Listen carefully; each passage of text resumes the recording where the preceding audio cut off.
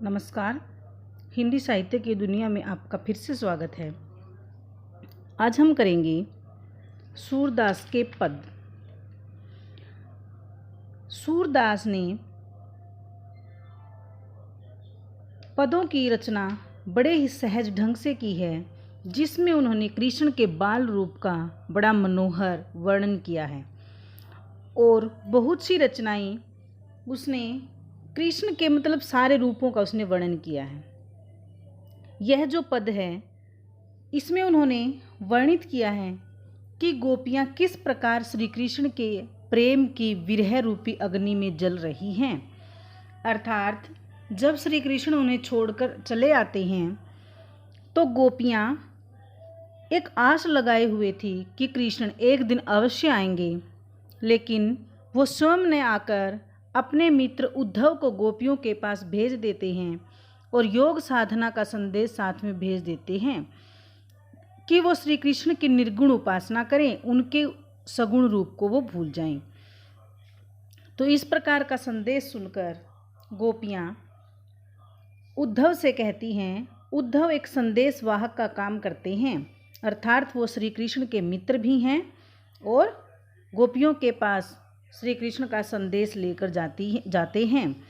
तो गोपियाँ व्यंग्यात्मक रूप से उसको कहती हैं, व्यंग्य रचना भी है ये। कहती हैं, हे उद्धव, तुम हो अति बड़भागी, भाग्यशाली। तुम तो बहुत भाग्यशाली हो। अपरस रहत स्नेह तगाते नाहिन मन अनुरागी। अपरस रहत स्नेह तगा प्यार रूपी धागा। तुम प्रेम रूपी धागे से अछूते हो।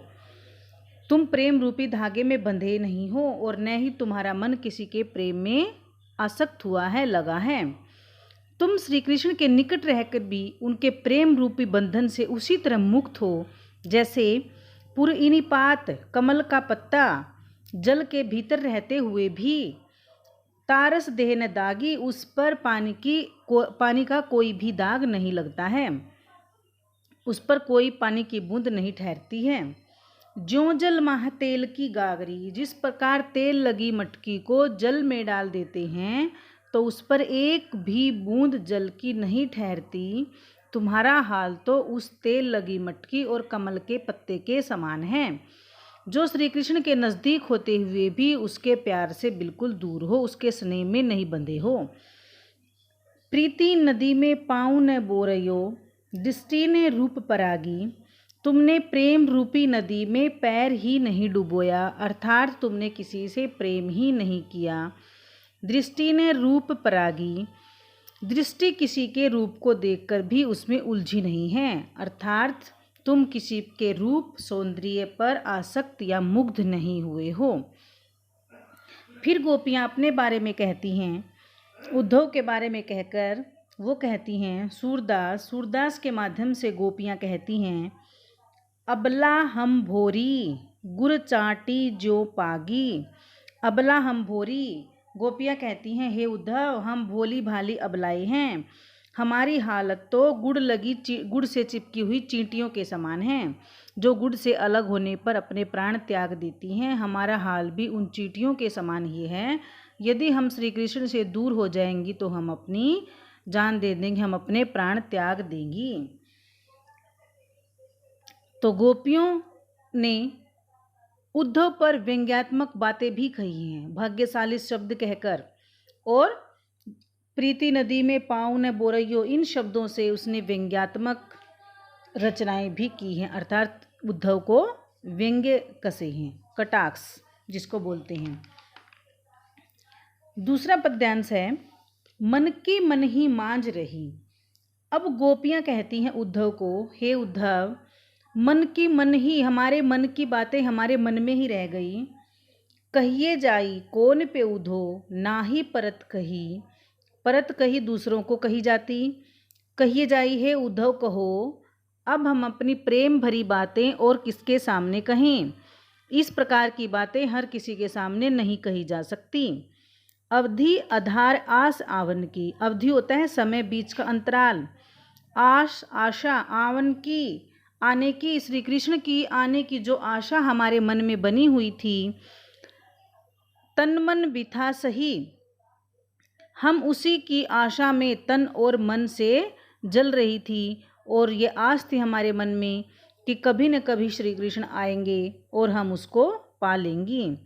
अब इन जोग संदेश नि सुन सुनी, अब इन योग साधना के संदेश को सुन सुनकर विरहिनी विरह दही विरह रूपी अग्नि, विरहिनी दही विरह रूपी आग में हम विरह रूपी आग में जल रही हैं, अर्थात हम मन से और तन से बहुत दुखी हैं। चाहती हूती गुहारी जित ही ते, चाहती चाहना हूती गुहारी होता पुकार लगाना, जित ही जहाँ से, हम जहाँ से भी श्री कृष्ण को रक्षा के लिए पुकारना चाहती हैं, उत्ते धार बही, वहीं से वही धारा बहने लगती है। निर्गुण उपासना योग साधना का संदेश वहीं से सुनाई देने लगता है जहाँ से भी हम श्री कृष्ण को पुकारना चाहती हैं। सूरदास जी कहते हैं गोपियों के माध्यम से, अब धीर धर ही क्यों, अब हम धैर्य धारण नहीं कर सकती, क्योंकि श्री कृष्ण एक प्रेमी होने की सारी मर्यादाओं को त्याग दिया है। अब हम अधिक देर तक धैर्य धारण नहीं कर सकती।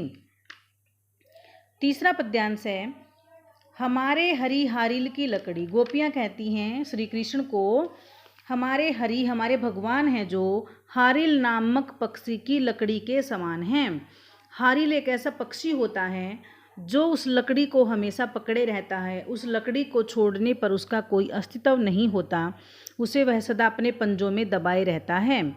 अर्थात गोपियाँ कहती हैं हमारी स्थिति भी, हमारी हालत भी हारिल पक्षी की लकड़ी के समान है, अर्थात हमारे हरि हमारे लिए हारिल पक्षी की लकड़ी के समान बन गए हैं। जैसे हारिल पक्षी सदा अपने पंजों में लकड़ी पकड़े रहता है, वैसे ही हम भी सदा श्री कृष्ण का ध्यान करती रहती हैं। हमारे मन क्रम वचन नंद नंदन और नंद नंदन श्री कृष्ण के लिए आया है। उर हृदय से दृढ़ करी पकड़ी, हमने श्री कृष्ण को मन से वचनों से क्रमों से दृढ़ता पूर्वक पकड़ रखा है, अपने दिल में बसा रखा है। जागत सोवत स्वपन दिवस निसी, हम जागते सोते स्वप्न में दिन में रात में काने काने जकरी श्री कृष्ण को पुकारती रहती हैं। सुनत जोग लागत है ऐसो, योग साधना का संदेश सुनने में ऐसा लगता है ज्यों करवी ककरी, जैसे कड़वी ककड़ी खाली हो। सूतो व्याधि हमको ले आए हे उद्धव, व्याधि होता बीमारी, तुम तो हमारे लिए यह बीमारी ले आए हो। देखी सुनी न करी, जो हमने कभी न देखी न सुनी और न कभी भोगी है, यह तो सुरतिन ही ले सौंपो। सूरदास जी कहते हैं गोपियों के माध्यम से कि हे उद्धव, यह बीमारी तो उनको सौंप दो जिनके मन चंचल हैं, चक्री के समान चलायमान हैं। हमारे मन तो स्थिर हैं, हमने तो हमेशा दिल में श्री कृष्ण को बसा रखा है, तो यह तो आप उन लोगों को दे दो जिनके मन चंचल हैं। हमारे हरि हारिल में रूपक अलंकार भी है, रूपी शब्द आया है, अनुप्रास अलंकार का प्रयोग भी किया है और ज्यों करवी ककरी में उपमा अलंकार का प्रयोग हुआ है। चौथा पद्यांश है, हरि है राजनीति पढ़ी आए। अब गोपियाँ कहती हैं, गोपियाँ श्री कृष्ण के द्वारा भेजे गए योग संदेश को उनका अन्याय और अत्याचार मानते हुए आपस में कहती हैं। अब वो आपस में बातें करती हैं, हे सखी, अब तो श्री कृष्ण ने राजनीति की शिक्षा भी प्राप्त कर ली है, वे राजनीति में पूरी तरह निपुण हो गई हैं। और यह भंवरा, भंवरा मतलब मधुकर शब्द, समूझी बात कहत मधुकर के, मधुकर यहाँ भंवरा, भंवरा मतलब उद्धव को बोला गया है। यह भंवरा हमसे जो बात कह रहा है, क्या वह तुम्हें समझ आई? क्या तुम्हें सब समाचार प्राप्त हुआ? मतलब श्री कृष्ण ने हमारे पास जो समाचार भेजा है, क्या तुमने वह सब प्राप्त कर लिया? एक अति चतुर हूते पहले ही, अब गुरु ग्रंथ पढ़ाए। कहते हैं श्री कृष्ण तो पहले से ही बहुत चालाक थे और अब उन्होंने राजनीति के ग्रंथ भी पढ़ लिए हैं, अब तो वो और भी चतुर हो गए हैं, क्योंकि राजनीतिज्ञ लोग धोखेबाज होते हैं, बड़े बड़े वायदे करते हैं और फिर भूल जाते हैं। तो श्री कृष्ण को उन्होंने राजनीतिज्ञ लोगों के समान इसलिए माना है। बढ़ी बुद्धि जानी जो उनकी, अब उनकी बुद्धि कितनी विशाल हो गई है, इसका अनुमान तो इस बात से मिल गया है कि युवतियों के लिए योग साधना करने का संदेश भेज रहे हैं। अर्थात यह सिद्ध हो गया है कि वह बुद्धिमान नहीं हैं, क्योंकि कोई भी युवतियों के लिए योग साधना को उचित नहीं मान सकता। हे उद्धव, भले लोग आगे के पहले के लोग कितने अच्छे होते थे, कितने भले होते थे, जो दूसरों की रक्षा के लिए आगे आते थे।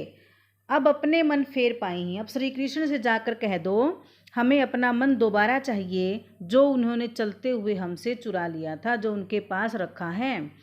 तेके क्यों अनीति करे आपुन, वो हमसे अन्याय क्यों कर रहे हैं, जो सबको न्याय दिलाते हैं, अन्याय से छुड़ाते हैं और हमारे साथ अन्याय कर रहे हैं। राज धर्म तो यही सुर है। सूरदास जी कहते हैं गोपियों के माध्यम से कि एक राजा का धर्म यह होता है जो अपनी प्रजा को खुश रखता है। तो श्री कृष्ण तो अपने राजा का धर्म भी नहीं निभा रहे हैं, वो उन्होंने हमारा सुख और चैन दोनों छीन लिया है।